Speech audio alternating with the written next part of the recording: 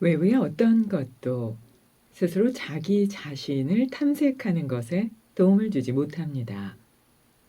내면의 참 자아를 발견하기 위해서는 여러분 바깥에 빛이 전혀 존재하지 않을 때조차 거기에 있는 그 빛, 그러니까 내면의 빛을 사용해야 합니다. 그것이 바로 여러분에게 여러분 자신이 존재하고 있음을 알려주는 빛이며 지식이고 지혜입니다. 여러분은 자신의 안내자로서 그 빛을 사용해야 합니다. 그리고 그렇게 하기 위해서는 특별한 방법을 사용해야 합니다.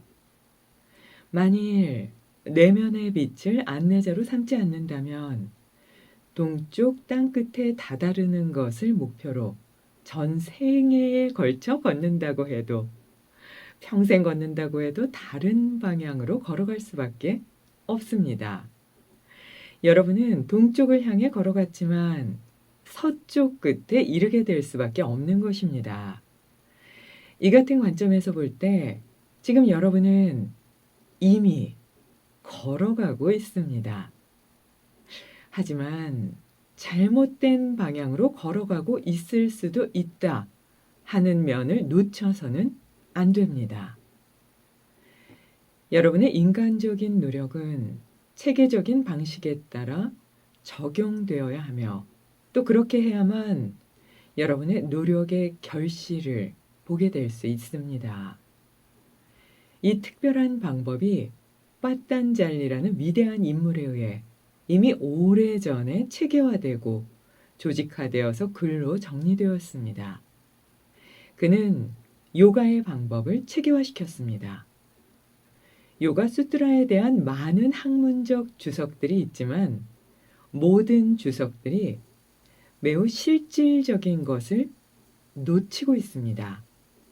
그러한 주석들은 지성만을 충족시킬 수 있을 뿐 실질적으로 지성을 넘어서도록 도와주지는 못합니다. 요가는 마음의 움직임을 조절하는 것이다. 여기서 조절하다, 즉 컨트롤이라는 것은 잘 스스로를 제어하는 의미를 갖습니다. 하지만 정확하게 똑같은 의미를 가진 영어 단어는 없습니다. 여기서의 조절은 어감만을 의미하지는 않기 때문입니다. 여기서의 조절은 흐름을 돌리는 것, 그리고 규제하는 것을 의미합니다.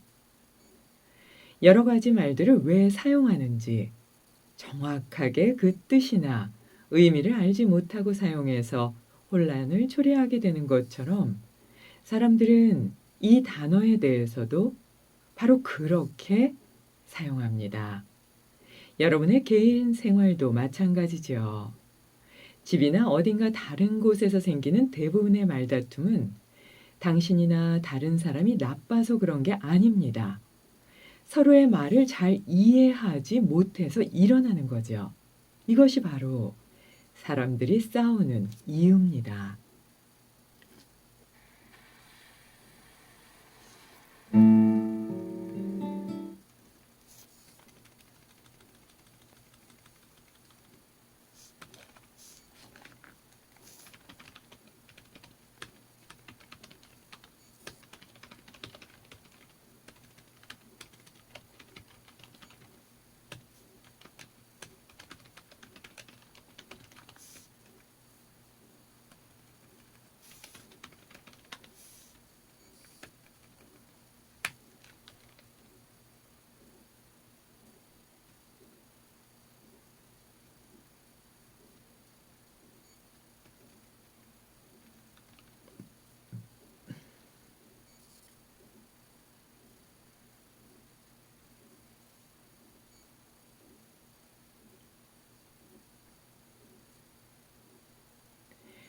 꽃별이 해금으로 연주한 꿈 들으셨습니다.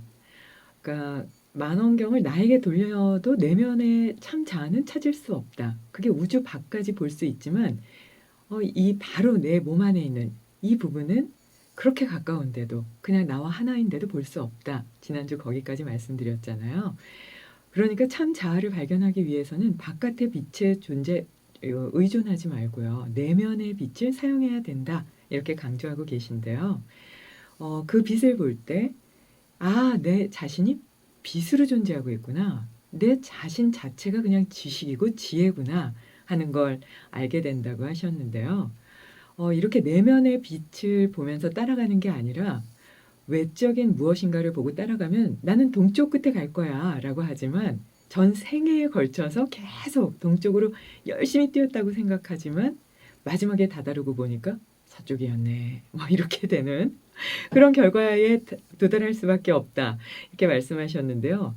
뭐 예를 들면 내가 학식이 높고 외모가 더 예뻐지고 돈을 더 많이 벌고 명예가 높아지면 사람들이 날 좋아할 거야 라고 생각하고 막 열심히 달렸지만 나눠주지도 않고 말도 거칠고 뭔가 좀 존중할 만한 게 하나도 없는 그런 사람이 그렇게 하면 사실상 누구도 좋아하지 않잖아요. 내가 원한 건 동쪽 끝에 존경받고 사랑받는 위치였지만 실질적으로 내면의 빛을 따라가지 못할 때는 그 반대에 사람들이 비웃음이나 밀어냄이나 저 사람 정말 부담돼 하는 거로 이렇게 멀어질 수밖에 없는 그런 자리에 갈 수밖에 없을 텐데요.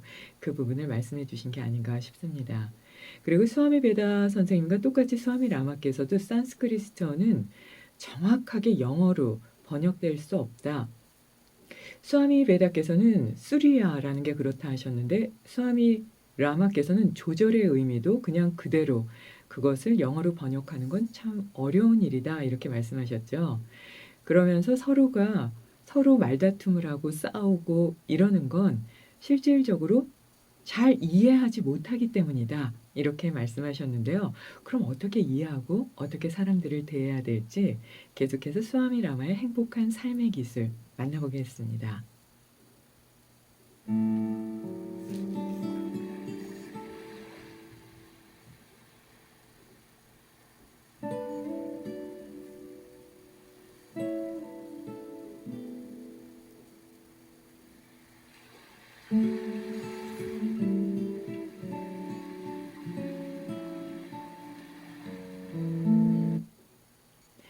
상대방이 좋은 사람이고 여러분도 좋은 사람임에도 불구하고 만일 남편이나 아내 그리고 주변의 사람들과 의사소통이 잘 안 된다면 그건 서로의 언어를 이해하지 못했기 때문입니다.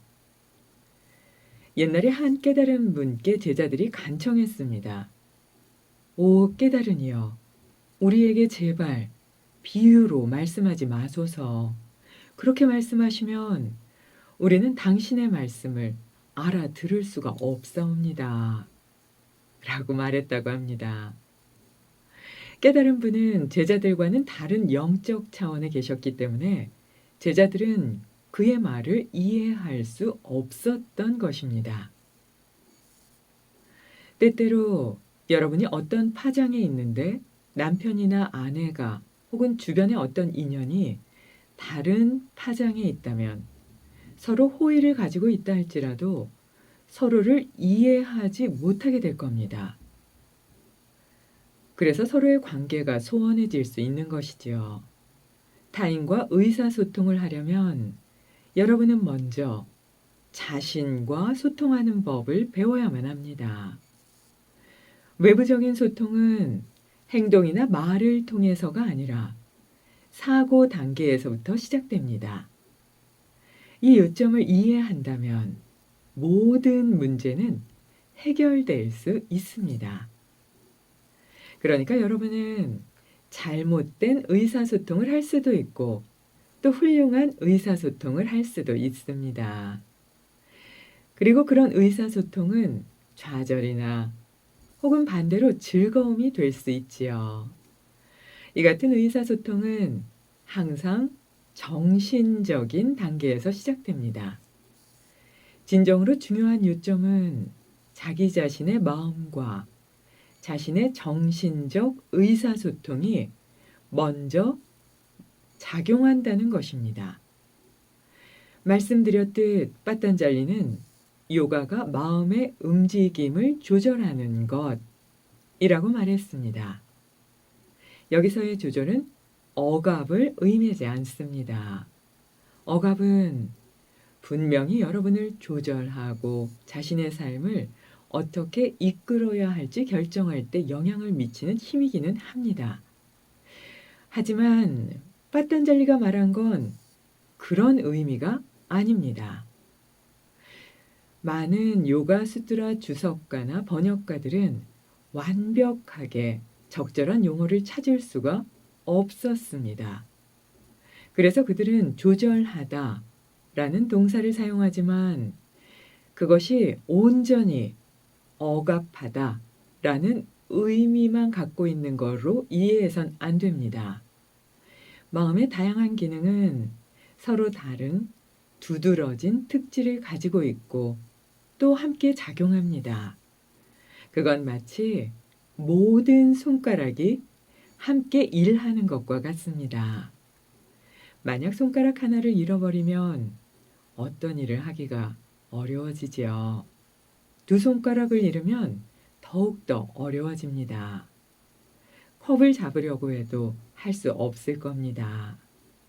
마치 이처럼 정신적 이해와 조화 없이는 삶에서 그 어떤 것도 제대로 기능할 수가 없습니다.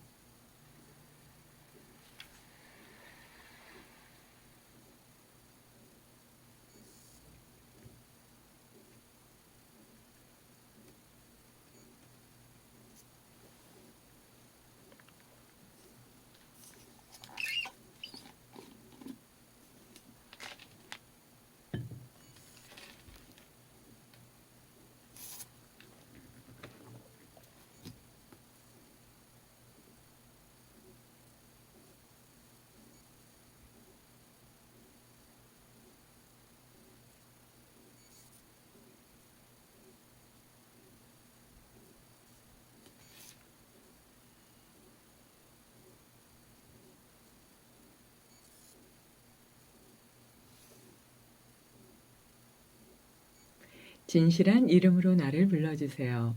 티나칸 스님의 연주곡이었습니다. 제목이 너무 좋은데요. 진실한 이름으로 불러준다. 그러면 상대방도 진실하게 대할 것 같은데요. 상대방이 아무리 좋은 사람이어도 의사소통이 안 되면 이해를 못하기 때문에 서로 이렇게 분란이 일어날 수밖에 없다. 이렇게 말씀하셨는데요. 이게 미국에서 유학생 사이에도 있었죠. 멈춰 하고 이렇게 얘기를 했는데 그 말을 못 알아들어서 생명을 잃었던 그런 일이 있었잖아요. 그러니까 직접적으로 어떤 단어에 대해서도 그렇지만 어떤 뉘앙스에 대해서도 정말 싫어서 그만하세요 이러면 에이 좋으면서 이렇게 얘기하면 정말 할 말 없지요. 그리고 전 조용한 게 좋아요 이런데 에이 그런 사람이 어딨어 좀 북적북적 이렇게 좀 뭔가 사는 것 같아야지 막 이러면 소통 안 되는 거잖아요. 그런 것처럼 상대방의 입장에서 이렇게 봐야 되는데 그거는 마치 깨달은 분이 말씀하시면 제자들은 깨달은 분께서는 그게 24시간 내내 내 삶과 함께 숨쉬었던 단어들이고 표현이기 때문에 자연스럽게 제자들에게 알려주지만 제자들은 깨달아 본 적이 없으니까 못 알아듣겠습니다 라고 얘기할 수밖에 없는 그런 상황이 된다고 하셨는데요. 그러니까 그거를 파장으로 표현하셨죠. 그래서 어떤 파장에 같이 있을 때 서로 이해하지 못하면 저 사람이 왜 저렇게 인상 쓰고 있지? 어디가 아픈가? 불편한가? 그걸 좀 살펴주려고 이렇게 집중하지 못하면 우선은 좀 문제가 생기겠죠. 근데 내가 왜 이렇게 인상을 쓰고 있지? 내가 왜 이런 말을 하지? 하고 나부터 먼저 봐야 되는데 내가 하는 말과 행동과 잘못된 의사소통 이거를 이해하지 못하고 누구나 다 그러고 뭐 가십거리로 누구에 대해서 그냥 편하게 얘기할 수 있는 거 아니야? 모이면 이런 식으로 하게 되면 좌절과 외로움밖에 남지 않는다.